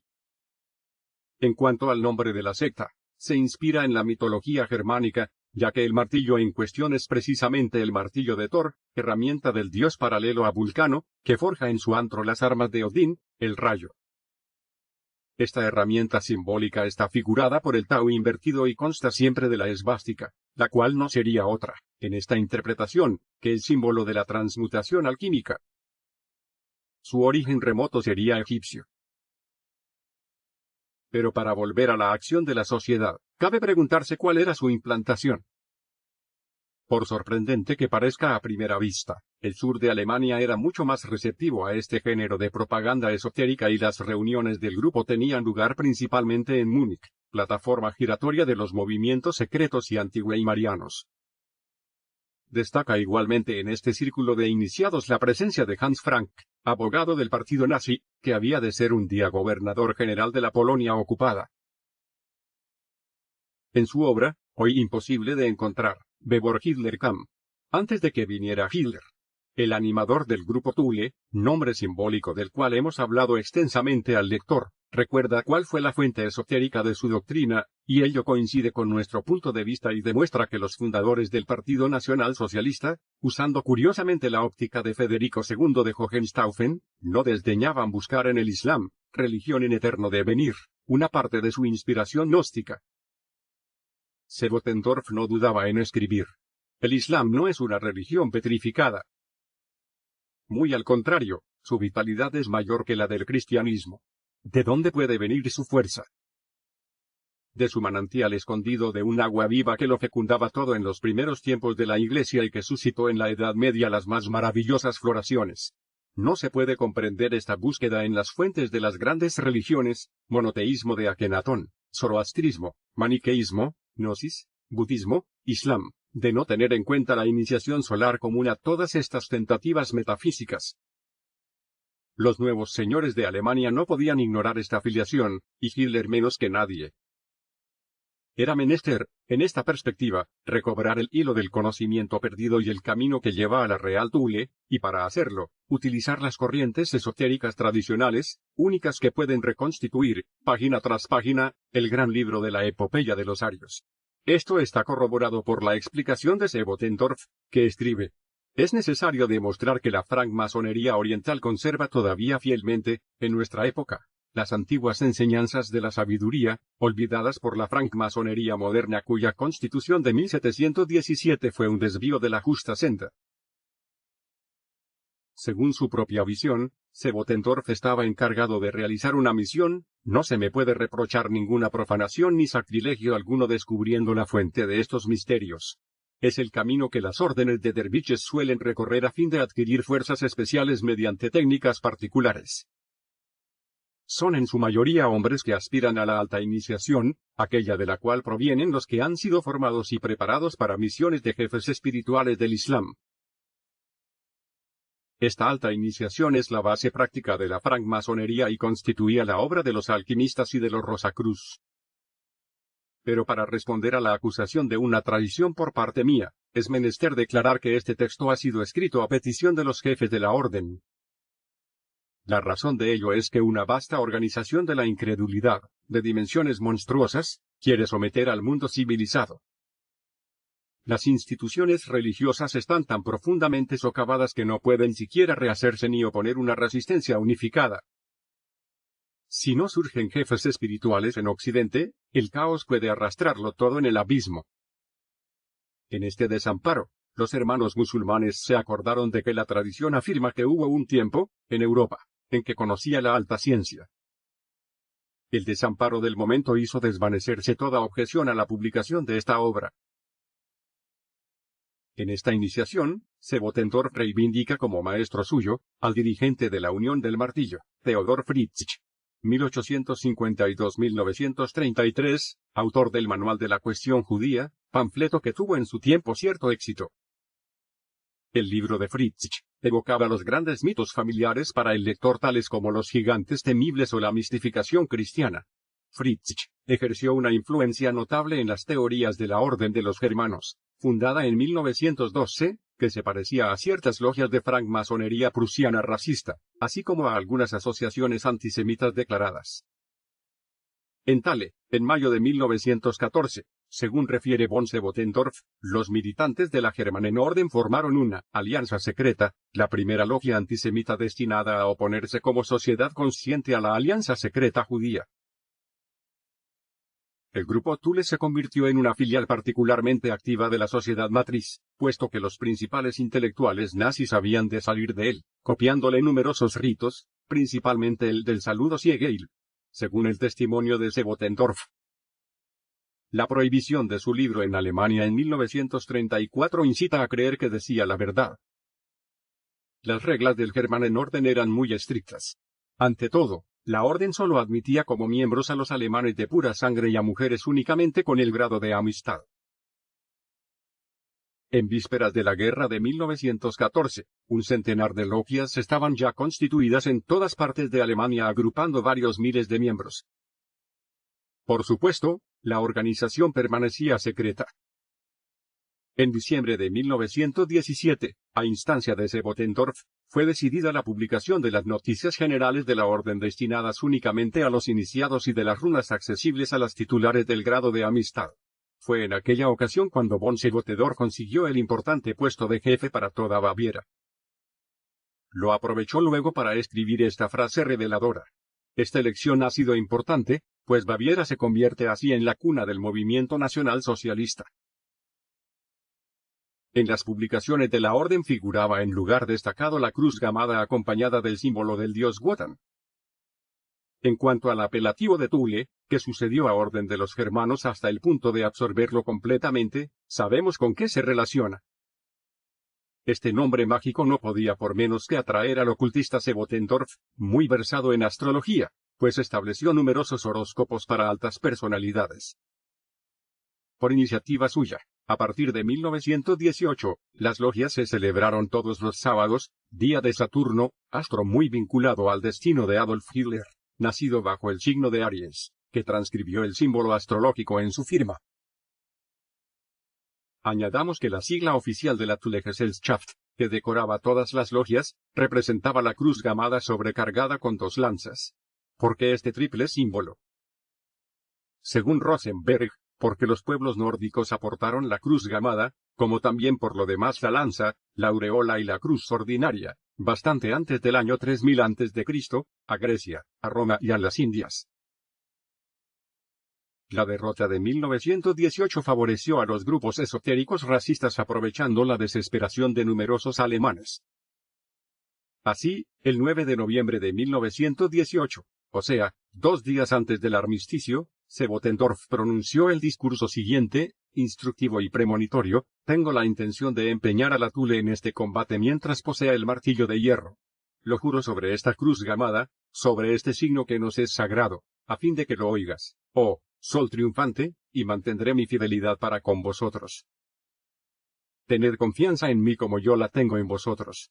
Nuestro Dios es el Padre del combate y sus runas son las del águila, que es el símbolo de los arios. Así es que, para destacar la facultad de combustión espontánea del águila, se la representará en rojo. Tal es nuestro símbolo, el águila roja que nos recuerda que debemos pasar por la muerte para poder revivir. El simbolismo del águila será repetido por los nazis, acompañado de la esvástica. El sol alado representa un símbolo muy antiguo adoptado tanto por los egipcios como por los mazdeístas o los griegos. En su libro, Antes de que Hitler llegase, Sebottendorf publicó la lista completa de los miembros del partido nazi que habían pertenecido al grupo Thule. Entre ellos figuran los nombres de Eckart, redactor del Volkischer Beobachter, y consejero de Hitler, muerto en 1923. Rudolf Hess, nacido el 26 de abril de 1894, en Alejandría, Egipto, frecuenta las universidades suizas donde aprende lenguas extranjeras hasta 1914. Alistado voluntario para toda la duración de la guerra, que termina como teniente aviador. Uno de los primeros adheridos al partido nazi, toma parte en el Putsch de Múnich y comparte el cautiverio de Hitler en la prisión de Landsberg. Ministro de Estado en 1933, y delfín designado del Führer, a partir de 1937, hasta su ida a Inglaterra en 1941. Alfred Rosenberg, nacido el 12 de enero de 1893. Colaborador de Dietrich Eckart y redactor jefe del Volkischer Beobachter, diario del partido, a partir de 1924. Reichsleiter del partido nazi, ideólogo oficial, ministro y jefe de los servicios exteriores del NSDAP. Autor, entre otras obras, del famoso mito del siglo XX. Aparte de estos brillantes segundos, la Thule-Gesellschaft se enorgullecía de contar a Adolf Hitler entre sus hermanos visitantes. La prueba queda hecha, pues, de los lazos ocultos que unían a Hitler con las sociedades secretas alemanas. La Sociedad del Vril. Encontramos en el origen de esta sociedad, conocida igualmente con la denominación de Logia Luminosa, al escritor francés Louis Jacoliot, 1837-1890. Había sacado su inspiración de los iluministas, entre los cuales habían el sueco Swedenborg, y el francés Louis Claude de Saint-Martin, fundador de la orden marcinista, así como del alquimista alemán del siglo XV, Jacobo M., restaurador del movimiento de los Rosacruz. Jacoliot pasó gran parte de su vida en Oriente, y más particularmente en la India, donde fue mucho tiempo magistrado en los antiguos establecimientos franceses. Entre las obras destacadas de este escritor esotérico, citemos algunos títulos significativos. Krishna et la Christ, les traditions indo-asiatiques, Rois, Tretres et Castes, etc. Jacoliot ve el principio de toda acción humana trascendente en el Bril, formidable reserva de energía de la cual el hombre no suele utilizar más que una ínfima parte. Los yogi de la India saben perfectamente de qué se trata cuando hablan del despertar de Kundalini, la serpiente de fuego situada en la columna vertebral y que puede ser liberada mediante prácticas tántricas de base sexual. La secta del Bril sigue viviendo en la India como grupo esotérico, y sumaba todavía hasta hace algunos años 2 millones de adeptos repartidos esencialmente en el estado de Mysore. Los adoradores del Bril veneran al sol, y todas las mañanas saludan el renacer del astro del día. Sus templos están marcados en los ángulos con motivos de cruces gamadas, lo cual no ha de extrañarnos habida cuenta del significado del símbolo. La Sociedad del Bril, fundada en Alemania a principios de siglo, tenía en este país estrechos lazos con ciertos círculos teosóficos y, en el extranjero, con la Golden Dawn británica, fundada por S. L. Mathers, a la cual perteneció el célebre escritor inglés H. G. Wells, autor de La Guerra de los Mundos y menos conocido como filósofo. Curiosamente, Wells se revela en su libro, Dios, el invisible rey, como un místico del sol. En efecto escribe, no sin razón según parece. Las investigaciones concernientes a las más antiguas tradiciones religiosas que cabe considerar como las más próximas a esa revelación primitiva cuya existencia nos incitan a postular bastantes hechos que desembocan en la constatación de que estaban fundadas en el culto del sol, tanto en la época de los dólmenes, como en las civilizaciones precolombina, egipcia, escandinava, y hasta en Japón donde el sol es una diosa. Para Wells, el primer foco de la religión solar fue verosímilmente la Atlántida. De la Atlántida, la religión solar pasó a México, a Perú, a Egipto, a Caldea, y el autor añade esta frase que habla por sí sola. La religión hiperbórea era solar como lo fue la de los druidas, lo cual nos hace pensar inmediatamente a la vez en el grupo de los polares y en el iniciador céltico de Napoleón, el padre Guyon. Estos escritos de Wells son el reflejo de la enseñanza de la Golden Dawn, o alba dorada, no sin relación con la Rosa Cruz de Oro holandesa, que contó entre sus miembros al maestro francés Gadal, especialista del catarismo y amigo de Otto Rahn, conocido ya de nuestros sectores. Entre los miembros berlineses de la Sociedad del Bril, destaca el nombre de Karl Haushofer. Nacido en 1889, este personaje hará hablar mucho de él, hasta su muerte en 1946. Efectuó numerosos viajes a Oriente, principalmente al Japón, donde estudió el budismo zen, y a la India. En 1918, Haushofer fue a afincarse en Múnich, refugio de todas las sociedades secretas, y fue uno de los primeros afiliados al Partido Obrero Alemán fundado el mismo año por el obrero cerrajero Anton Drexler, partido que se transformó en NSDAP, o partido nazi por impulso de Adolf Hitler. El papel de Karl Haushofer, fundador de la geopolítica, fue ciertamente importante, principalmente como conferenciante y proveedor de fondos del movimiento nacional socialista en sus inicios. Karl Haushofer no sobrevivió mucho tiempo a la muerte de su discípulo Adolf Hitler, pues se suicidó en 1946 haciéndose el harakiri a la manera de los samuráis. Su hijo, que conoció una parte de la verdad a propósito de los secretos de la logia del Bril, se puso al lado de la resistencia antinazi y participó en el complot del 20 de julio de 1944, que se proponía asesinar a Hitler. La red a la cual pertenecía se titulaba La Rosa Blanca, puro símbolo del conocimiento iniciático. Albrecht Haushofer, detenido y condenado a muerte, antes de perecer bajo el hacha del verdugo, dejó un poema cuya belleza y hondura podrían servir de punto final a aquella lucha. Para mi padre el destino había hablado. Dependía una vez más de rechazar al demonio en su mazmorra. Mi padre ha roto el sello. No ha sentido el aliento del maligno y ha soltado al demonio por el mundo. el iniciado Adolf Hitler. Adolf Hitler nació el 20 de abril de 1889, en Braunau am Inn, río que sirve de frontera entre Austria y Alemania. La Alta Baviera es el país de los médiums y no lejos de allí discurre el majestuoso Danubio poblado de las leyendas de la mitología germánica. Baviera es, además, el país de los bosques y de los castillos fantásticos erigidos por el rey caballero Luis II, en pleno siglo XIX, y Wagner, ese titán de la música, podrá por fin realizar en Bayreuth su sueño de un templo de la armonía consagrado a su obra. Todas estas influencias impregnan con sus efluvios místicos el alma de aquel que, antes de lanzarse en la política, habrá querido ser tan solo un artista. Todo es contradictorio en Hitler y esta paradoja se debe, sin duda, a la posición de los astros en el cielo el día de su nacimiento. Fijémonos un instante en el horóscopo del futuro dictador. Hitler, primera cosa que nos llama la atención, ha nacido bajo el signo solar de Aries, como Zoroastro y Alejandro. Es la primera constelación de estrellas que aparece en el zodíaco. Aries es, en efecto, lo hemos subrayado ya, la casa de Marte, planeta de la energía dinámica. Es el signo de exaltación del Sol, dispersador de la vida. Los hijos de Aries son ambiciosos y enérgicos, turbulentos y excesivos, poseedores de un alto concepto de su valía.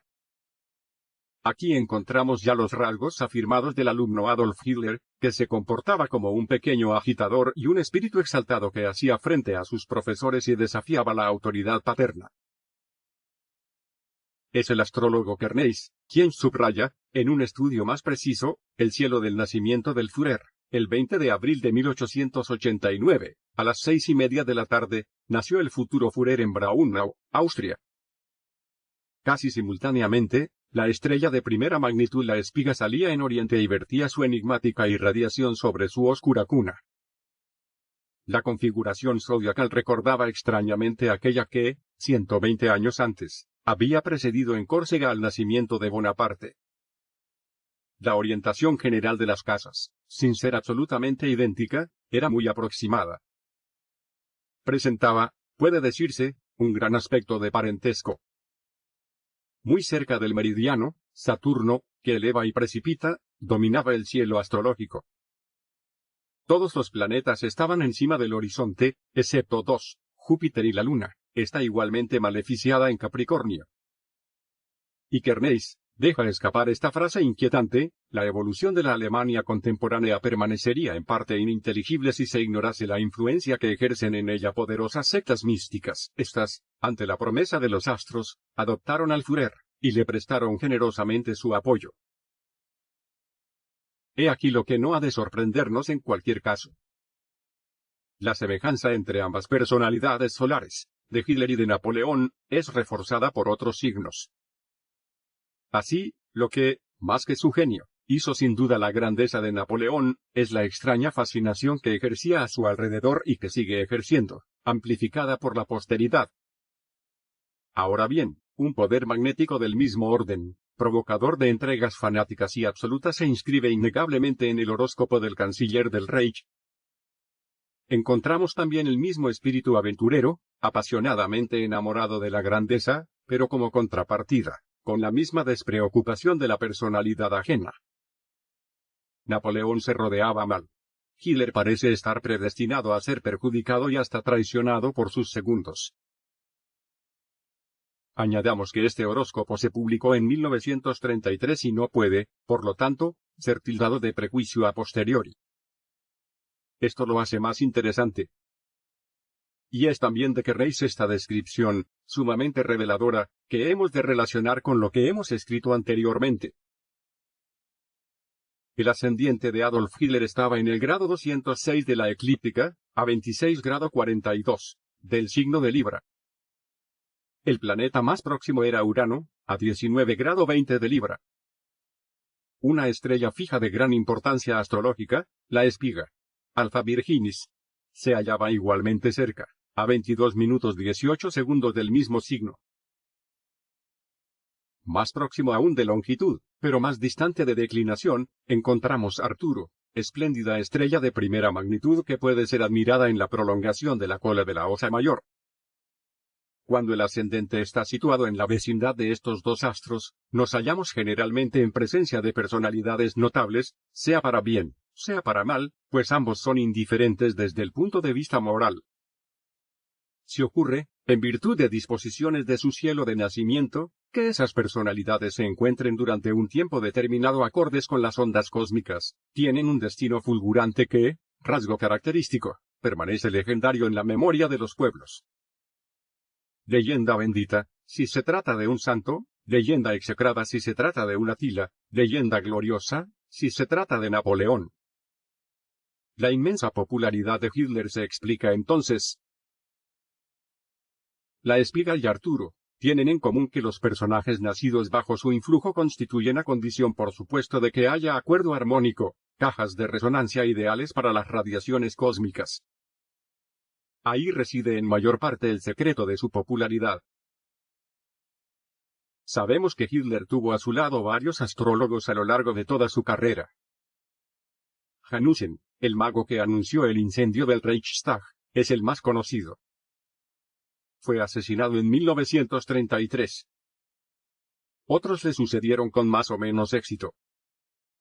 Entre ellos, encontramos el nombre de Elisabeth Eberstein, que editaba en Wörlitz libros y revistas astrológicos. Bastante renombrada por la calidad de sus trabajos, fue presentada a Hitler por el jefe supremo de la SS Heinrich Himmler, en el curso del año 1934. Ella fue quien aconsejó al Führer la construcción del nido de águila de Berchtesgaden, en la cima del monte Kelsten. Desde lo alto de aquella terraza, podía contemplarse muy bien la bóveda celeste y consultar a los astros. Elisabeth Eberstein, a consecuencia de no se sabe qué intriga, cayó súbitamente en desgracia y volvió a su ciudad de Wörlitz. A principios de octubre de 1939, los periódicos anunciaron la muerte repentina de la pitonisa. Hitler no bromeaba con la astrología, como acabamos de ver. ¿Podía un comicastro del ocultismo poner al descubierto impunemente ciertos secretos de la secta? Muchos se enteraron a sus expensas de cómo se pagaba aquello y la lista de muertes extrañas no se ha cerrado seguramente. Hermann Rauchning, prudentemente emigrado a los Estados Unidos, es una de las pocas personas que pudieron levantar una punta del velo sin pasar a mejor vida. De las observaciones de Rauchning cabe concluir, a la luz de las explicaciones facilitadas acerca de los iniciadores de Hitler, que el Führer era manipulado por poderes invisibles, quizás algunos superiores desconocidos enviados por la Agartha. Sus dotes de orador, reforzadas por sus facultades de medium, hacían de Hitler un iniciado cósmico dotado de poderes supranormales, objeto de una predestinación análoga a la de un Dalai Lama. Unos entes misteriosos entran en contacto con él y su potencia le sume en el terror. Una de las personas que le rodeaban me dijo que despertaba de noche profiriendo gritos convulsos. Pide auxilio. Sentado en el borde de la cama, está como paralizado. Es presa de un pánico que le hace temblar hasta el punto de agitar la cama. Pronuncia vociferando palabras confusas e incomprensibles. Jadea como si estuviese a punto de asfixiarse. La misma persona me contó una de estas crisis con detalles que me negaría a creer, si mi informador no fuese tan fidedigno. Hitler estaba de pie en su habitación, tambaleándose, mirando a su alrededor con expresión de extravío. Él ha venido aquí, mascullaba. Tenía los labios amoratados y chorreaba sudor. Súbitamente pronunció cifras sin ningún sentido y luego frases entrecortadas. Era espantoso. Empleaba términos extrañamente conjuntados, completamente raros. Después volvió a guardar silencio, pero sin dejar de mover los labios. El planteamiento de esta comunicación con criaturas superiores es involuntario porque el narrador ignora el sentido de aquella escena alucinante. Pero podemos imaginar lo que podía ser aquel combate en lo oculto entre fuerzas blancas y fuerzas negras que se disputaban a Hitler, sin que se supiera durante mucho tiempo quién había de ganarlo. Un día, una mujer de su camarilla le advirtió: «Mi Führer, no escojáis la magia negra. Tenéis, todavía hoy, libre opción entre la magia blanca y la magia negra. Pero a partir del instante en que os hayáis decidido por la magia negra, ya no saldrá jamás de vuestro destino. No escojáis el mal camino del éxito rápido y fácil. Tenéis todavía abierto a vuestros pasos el que conduce al imperio de los espíritus puros. No os dejéis desviar de ese buen camino por criaturas enfangadas que os roban vuestra fuerza creadora. Hitler estaba perfectamente preparado para su papel de receptáculo de las fuerzas ocultas desde su primera juventud. Impresionado desde la edad de 15 años por la música patética de Wagner, cae en éxtasis místico tras una representación de Rienzi, y abandonando a su amigo August Kusibeck, corre fuera de la ciudad y sube a la colina que domina Linz. Delante de las estrellas, en esta noche de otoño, Hitler, por primera vez, traba conocimiento con lo invisible. Más tarde, en Viena, al tiempo que devora Ostara, Hitler, en el transcurso de aquellos años errabundos, se lee bibliotecas enteras. Así guardaba mejor en la memoria que muchos profesores, la sustancia de los 25.000 versos de Parsifal. Martín Lutero y toda la historia de la Reforma le gustaban mucho y manifestaba un vivo interés por el dominico Savonarola. Estaba muy instruido acerca de las actividades de Zwinglio en Zurich, y de Calvino en Ginebra, y había leído las enseñanzas de Confucio así como las de Buda y de su época. Leyó enormemente obras sobre Moisés, Jesús, los orígenes del cristianismo e incluso estudió las obras de Renan y de Rosaltis. Nos percatamos, al descubrir los autores preferidos de Hitler, que su elección estaba orientada por consideraciones muy particulares. El estudio de la sabiduría oriental y tibetana, del nacimiento del cristianismo que vio florecer en las primeras edades a los autores gnósticos y luego de la reforma anticatólica se completa por la lectura de autores con clave cuya obra está fuertemente teñida del esoterismo. Dante y Goethe, por citar solo los más conocidos. El florentino fue posteriormente agregado al panteón nazi de los genios de la raza aria. Dante, según Rosenberg, es de origen germánico. Se llamaba durante Aldiger. Toda su vida se puso al lado de esa idea nórdica que el poder temporal ha de ser independiente de la dominación de los sacerdotes. No temió someter al tormento a los papas depravados, de decir que Roma era una cloaca, y sobre todo escribía en la lengua del pueblo. Pero vayamos más lejos en el análisis. El adalid de la causa gibelina e imperial no podía sino ser favorablemente acogido tanto entre los iluminados de Baviera como en la Estrella Azul de Praga, o en Viena, entre los sucesores de los señores de las marcas lombardas. Dante da importancia a la raza y proclama que todo casamiento desigual es un pecado contra la sangre. En cuanto al sueño del imperium, grato a los hitlerianos, cuando el rey alemán, conde de Luxemburgo, Enrique III, entra en Italia y se hace coronar emperador en Roma, Dante prepara con entusiasmo el terreno a este príncipe templario que murió envenenado por una hostia, por orden del Papa. En términos nacionalsocialistas, la censura de Dante por el Indo y el Ganges, a través del mito de la monarquía universal, es mencionada como la expresión de la nostalgia del lugar original de los grandes antepasados. Inscrito en el programa de los colegios CSS y de las escuelas del partido, Dante fue objeto de estudios numerosos por parte de los sabios nazis. En la Cracovia ocupada o en el Romanischer Seminar de Viena, enseñaban que Dante era un valeroso y auténtico templario, que había comprendido perfectamente que el gobierno del mundo corresponde a la selección, una selección blanca y que respeta a la mujer como lo hace actualmente todo ario, en el caso del poeta. Es ante todo gracias a su apoyo y luego después al del gran burgundio Bernhard, que fue posible la ascensión hacia el sol de los caballeros blancos. No se acabaría de disertar acerca de las opiniones literarias de Hitler y sobre el prisma a través del cual él veía a los grandes personajes de la historia cuya sucesión, en cierta manera, se adjudicaba. Si bien pone en el pináculo al Zaratustra visto por Nietzsche, Hitler no desdeña ni mucho menos otras figuras históricas ilustres desde la antigüedad hasta nuestros días. Siente un parentesco con Juliano cuyas obras ha leído y que, a sus ojos, se debería difundir a millones el libro que contiene las reflexiones del emperador Juliano. ¡Qué maravillosa inteligencia y qué discernimiento toda la sabiduría antigua! Estos elogios ditirámicos dirigidos al adorador de Mitra y de Helios Rey no han de extrañarnos en boca del hombre del sol negro presente en la cruz gamada, y en este concepto. Sería mejor hablar de Constantino el traidor y de Juliano el fiel, que de Constantino el grande y de Juliano el apóstata. Y el Führer concluye sin ambajes.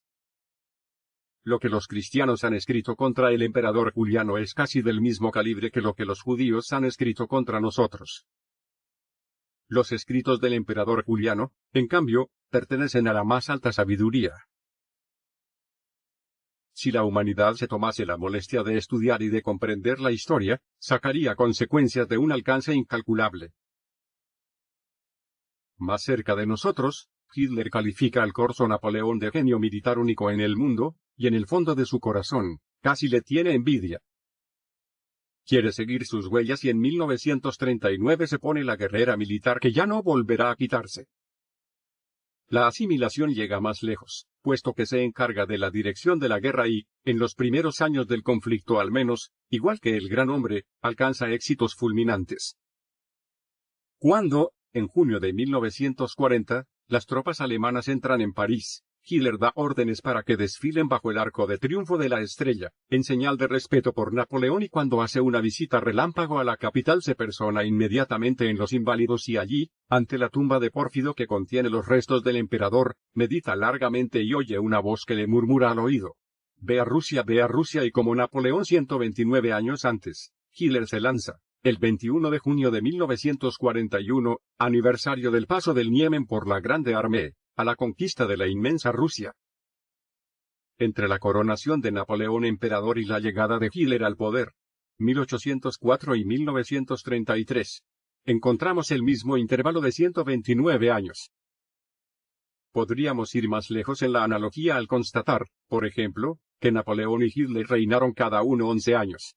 1804-1815, 1934-1945. Pero, ¿acaso no son normales semejantes coincidencias en dos hombres marcados por los astros de una misma configuración? De la misma manera, no se puede interpretar como un gesto dictado únicamente por el oportunismo político la decisión de repatriar a Francia las cenizas de Aiglon, enterrado en Viena. La ceremonia del traslado de las cenizas estuvo rodeada de una gran pompa, tal como había querido Hitler para rendir homenaje al hijo de Napoleón. Esta faceta del Führer, situándose de nuevo en la cadena de los muertos consagrados al sol nocturno, es el equivalente del aspecto despiadado y demiúrgico del dictador alemán. Lo que distingue a Hitler de los otros místicos es su carácter excesivo, su voluntad sanguinaria de dominación que hace de él a la vez un iniciado, y un gran sacerdote sacrificador que inmola millones de víctimas al dios Sol, a imagen de los pontífices incas y aztecas. En el plano de la disciplina corporal, Hitler seguía las reglas estrictas del iniciado de todas las religiones, trátese de los perfectos cátaros, de los pitagóricos o de los sacerdotes mazdeístas. Alimentación vegetariana y continencia sexual. Un ascetismo semejante facilitaba sus éxtasis de medium y le permitía entrar en contacto con determinados magos diseminados por Europa. Al respecto, conviene citar la curiosa aventura referida por una medium y vidente célebre, Madame Saefel. Nacida en Bretaña, país elegido de las druidesas, no lejos del mágico bosque de Broceliande, célebre por las proezas de Merlín el Encantador, cuyo nombre va ligado a las aventuras de las novelas de la Tabla Redonda, esta profetisa tuvo, a la edad de 7 años, una visión premonitoria. Un anciano druídico de sombra de nieve, se le apareció y le reveló su misión. Tu salud te será retirada hasta la edad de 20 años y solo vivirás psíquicamente. Después pasarás a la vida, aéreamente, cerniéndote sobre los hombres, sus opiniones, sus creencias, sus ideas, y sobre las contingencias terrestres. Después de crear el Centro Espiritualista de París, Geneviève Saefel, moderna pitonisa, hubo de lanzarse a las predicciones históricas y entrar en contacto físico con Hitler ante el auditorio, lleno a rebosar de la Sala Pleyel, el 12 de diciembre de 1938. Oigamos mejor a esta inquietante profetisa. Y he aquí a aquel que quizá no haría falta nombraros. Pero, no obstante, puesto que está aquí, inscrito también en el astral. Se llama Hitler. Esta palabra no os dice nada. Hay una gran cinta que lo rodea en este momento y hay a su alrededor unas fuerzas que me preocupan. Lo he visto más luminoso antes. No es porque él no quiera aliarse con Francia, pero hay algo que me inquieta.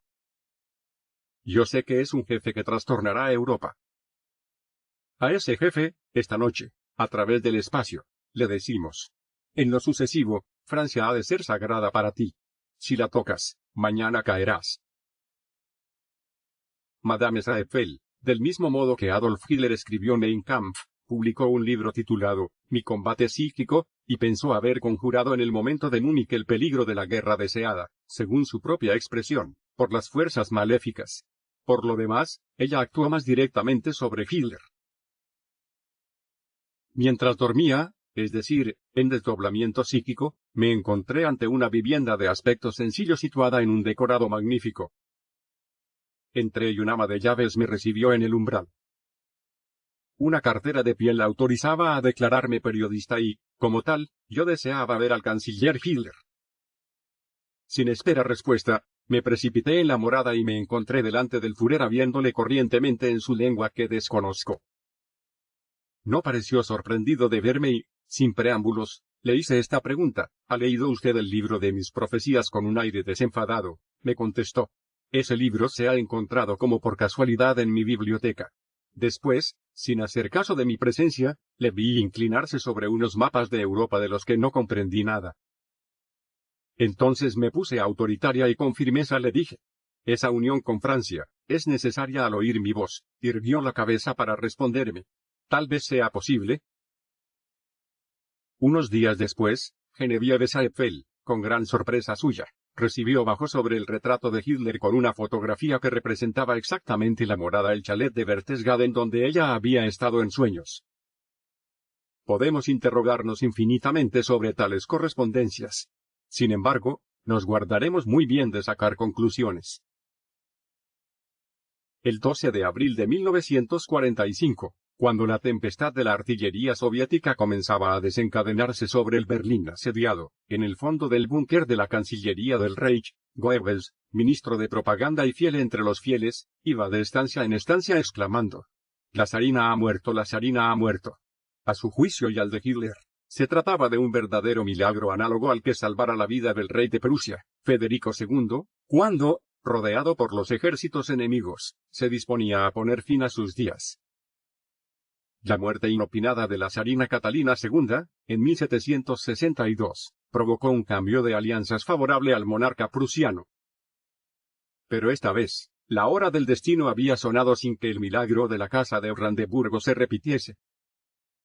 La muerte de Roosevelt, asimilado por Goebbels a Catalina II, no había de provocar revoluciones diplomáticas ni aplazar la derrota ineluctable del Tercer Reich. La providencia, palabra que encubría extrañas potencias y que él invocaba constantemente en sus discursos, no acudió en auxilio del Führer. La alquimia nazi que, a través de los tres colores, negro, blanco y rojo, del estandarte con cruz gamada, había de desembocar en la piedra filosofal por la creación del superhombre, triunfador del hielo por el fuego. Teoría grata al sabio nazi Orbiger, fracasó completamente. El 30 de abril de 1945, la seca detonación de una pistola Walter hacía saber a los habitantes del búnker que el Führer acababa de quitarse la vida. El cuerpo de Hitler, envuelto en una manta, conoció el fin terrestre de los iniciados al ser consumido por el fuego purificador, en una hoguera solitaria, al resplandor de las explosiones anunciadoras del crepúsculo de los dioses. No obstante, si interrogáis a numerosas personas, os contestarán que Hitler no ha muerto, que se esconde para reaparecer un día, que se haya retirado en una base secreta situada en el océano Antártico, o incluso que expía sus crímenes en un convento. Así, hasta inconscientemente, la prensa y el rumor público, haciéndose eco de estas leyendas, renuevan y actualizan sobre la cabeza de Hitler, el mito milenario del gran monarca y del emperador dormido que ha de despertar a Europa. Federico II de Hohenstaufen, no lo dudemos, seguirá teniendo émulos, cuidadosamente preparados y lanzados al escenario del mundo.